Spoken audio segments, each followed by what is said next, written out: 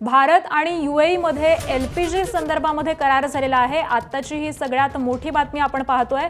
भारत आणि यूएई मध्ये एलपीजी संदर्भामध्ये करार झालेला आहे। पंतप्रधान नरेंद्र मोदी हे यूएईच्या दौऱ्यावरती गेलेले आहेत आणि याच वेळी भारत आणि यूएई मध्ये एलपीजी संदर्भामध्ये करार झालेला आहे। खरं तर जागतिक पटलावरती ज्या काही घडामोडी घडतात यांच्या अनुषंगाने भारतामध्ये एलपीजीचे दर हे वाढलेले आहेत आणि त्यानंतर एलपीजी पुरवठ्याबाबत दोन्ही देशांचा सामंजस्य करार झाल्याचं कळतंय।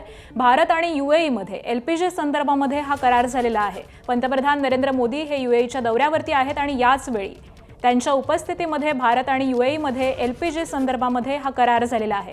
त्यामुळे भारताच्या दृष्टीने ही अत्यंत मोठी आणि अत्यंत महत्त्वाची अशी बातमी समोर येते।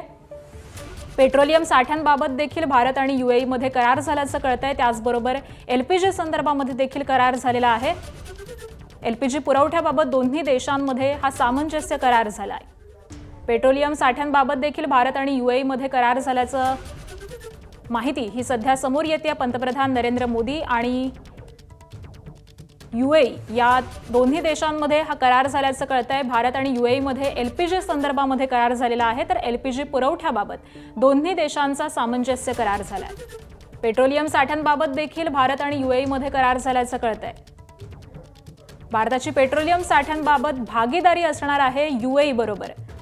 तर या सगळ्या संदर्भामध्ये हा करार झालेला आहे आणि दोन्ही देशांमध्ये आता भागीदारी असेल। भारत आणि यूएई मध्ये एलपीजी संदर्भामध्ये हा करार झालाय। एबीपी माझा, उघडा डोळे बघा नीट।